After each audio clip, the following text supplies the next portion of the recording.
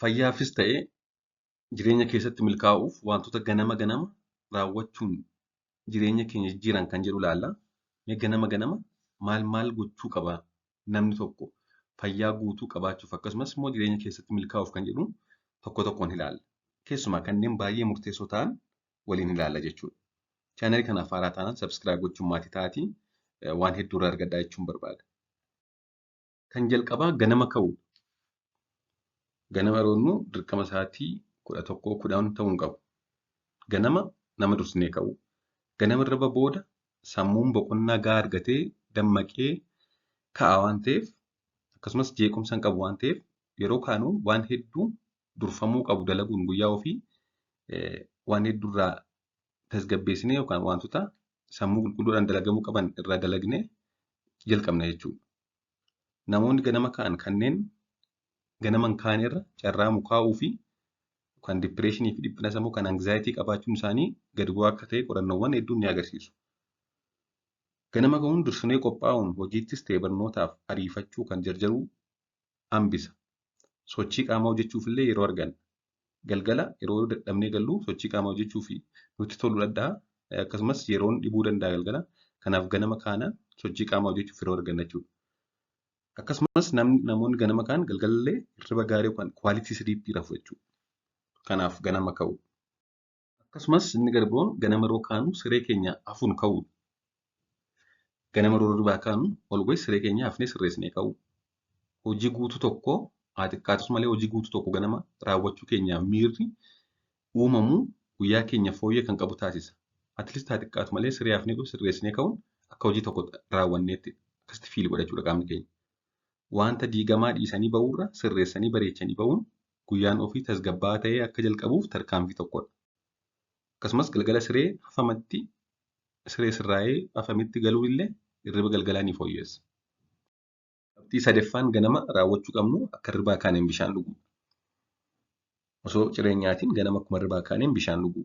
Faayidaaleen bishaan gahaa dhuguu akkuma jirutti ta'ee yeroo hunda utuu ilkaan hin rigatiin ganama bishaan garaa duwwaatti osoo cireenyaatiin burcuqqoo 2-4 dhuguun faayidaa hedduu qaba. Isaan keessaa kanneen gurguddoon tokko dhukkuboota sirna hargansuu huban kanneen akka biroonkaayit, asmii fi kan kana fakkaatan hir'isaa, dhibee gaggabdoo ni hir'isaa, dhibee funyaanii fi ija keenya miidhan akkasumas foolii afaanillee ni sirreessaa, akkasumas foolii qaama gaarii hin taane ni sirreessaa, gogiinsa garaa fi dhibee kintaarootillee nurraa hir'isaa, ulfaatina hir'isuufis baay'ee fayyada. Akkasumas dhukkubbii garaachaa ni fooyyessaa, dhukkuboota kalee wajjin wal qabatanis akkasuma ni hir'isaa. Even bareedina gogaafillee hedduu gargaareedha. So ganama akka hirribaan kaaneen bishaan burcuqqoo 2-4 dhuguun hedduu fayyada. Asirratti egaa erga dhugnee booda ilkaanii fi afaan keenya qulqulleeffannee wanta nyaatamu dhugamu osoo fayyadamnee daqiiqaa 30 turree fayyadamnee gaariidha. Garuu rakkoo hin qabu. Dhugnee osoo daqiiqaa 30 booddee ciree nyaannee gaariidha. Haa ta'u malee dursinee dhuguun waan guddaadha. Inni guddaan daqiiqaa sanaa booddee jiru sana jechuudha. Ilkaan osoo rigaatiin ganama akkuma hirribaa kaaniin bishaan dhuguun sababa hancuufni ganama afaan keenya keessa guutee argamu farra baakteeriyaa qabuuf bishaan dhugame waliin garaacha seenuun baakteeriyaa garaa garaa ajjeessa. Kanaaf even ganama yeroo hirribaa kaanu kan nuti bishaan dhugnu nyaata nyaachuu dura miti. Nyaata nyaachuu qofa dura otoo hin ta'in even ilkaan keenya otoo dhugaatiin illee dursinee dhuguu qabna jechuudha. Gara biroon sochii qaamaa taasisuudha ganama sochii qaamaa taasisuun sochii dhiigaa fi oksijiiniin akka qaama keessa socho'u waan dabaluuf hormooniin gammachuu kan indoorfiin jedhamu akka dabalu taasisa. Kun immoo guyyaa keenya bareecha. Hormooniin gammachuu indoorfiin jedhamu oomishamu kun jechuudha. Yeroo sochii qaamaa taasisnu qaama keenya keessa dhiigni ariitiin deddeebi'aa oksijiinii ariitiin baatee deema. Hormooniin indoorfiin jedhamu oomisha. Kun immoo guyyaa keenya sirreessa. Ganama waan ta'eef carraa waan biraan qabamnee osoo ispoortiin hojjetiin hafuu keenyallee ni xiqqaata. Akkuma kaaneen ispoortii hojjenna waan ta'eef. Sa'aatii booda amma galgala fa'aa ta'e osoo waan biraa hojjennu biizii taanee hojjetiin hafuu dandeenya. Akkasumas ganama sochii qaamaa taasisuun ulfaatina hir'isuu fi sirna daayijestii yookaan bullaa'insa nyaataa fooyyessuuf ni gargaara. Akkasumas immoo hirriba fooyyessa sochii qaamaa taasisuun. Inni gara biroon kan ganama raawwachuu qabnu qaama keenya bishaan qorraan dhiqachuudha. Sochii qaamaa raawwannee gaafa deebinu qaama keenya bishaan ho'aan osoo hin ta'in bishaan qorraan dhiqachuudha. Namoonni baay'een bishaan qorraan guyyaa hunda qaama dhiqachuu faayidaalee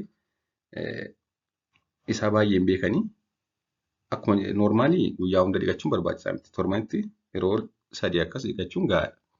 Haa ta'u malee immoo yeroo dhiqannu bishaan qorraadhaan osoo ta'e gaariidha. Bishaan ho'aarra bishaan qorraan faayidaa hedduu qaba qaama keenyaaf. Miidhaan qabu nutti qorruu isaa qofadha. Kanaan ala bishaan qorraan wayita qaama keenya dhiqannu bu'aa hedduu arganna. Fakkeenyaaf sirna dhahannaa onnee fi tatamsa'insa dhiigaa ni dabalaa. Hormoonni adilaariin jedhamus ni oomishama. Even bishaan qorraan qaama dhiqachuun istireesii yookaan dhiphina sammuu fi cinqamuu namarraa hir'isaa. Fayyaa hedduuf baay'ee gaariidha jechuudha. Bishaan qorraan qaama dhiqachuun. Inni garbiroon ganama erga hirribaa kaanee taasisuu qabnu ifa aduu argachuudha. Ifni aduu ganama faayidaa hedduu qaba. Ganama akka hirribaa kaaneen sa'a tokko keessatti giddu galeessaan daqiiqaa 10 hanga 20 ifa aduu ganamaa argachuun faayidaa hedduu qaba. Fakkeenyaaf akka nuti sissi'oof nu taasisaa, muudii keenya sirreessaa.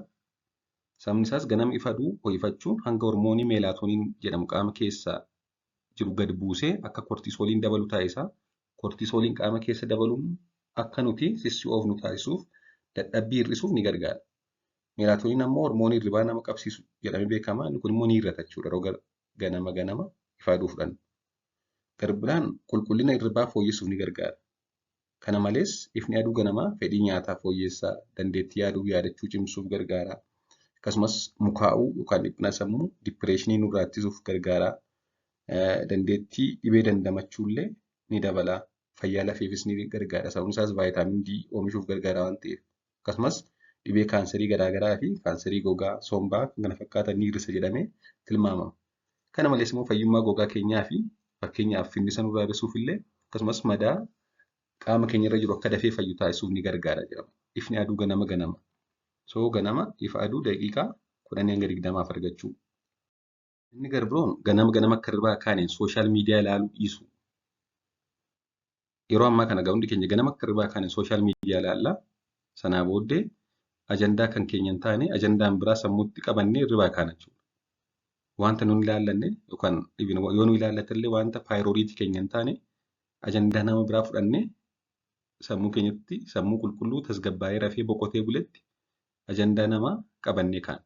So ganama akka hirribaa kaaneen gonkumaa sooshaal miidiyaa ilaaluun barbaachisaa miti.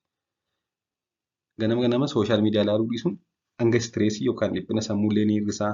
Even attention keenya akka wanta nu fayyadutti focus goonu, hojii keenyatti focus goonu taasisa malee yaada biraadhaan akka ta'u nu taasisu. Akkasumas dandeettii waa create gochuu yookaan waan ta'een inspire ta'uu keenya ni dabala ganama yoo sooshaal miidiyaan ilaalu ta'e.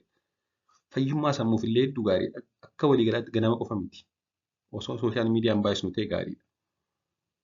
So ganama danda'ametti yoo xiqqaate hirribaa kaanee sa'aatii tokko keessatti sooshaal miidiyaa ilaaluu dhiisuun baay'ee barbaachisaadha.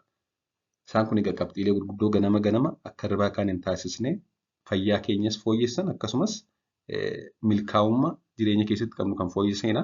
Waan dhaggeeffatneef hedduu galatooma. Turtii gaarii.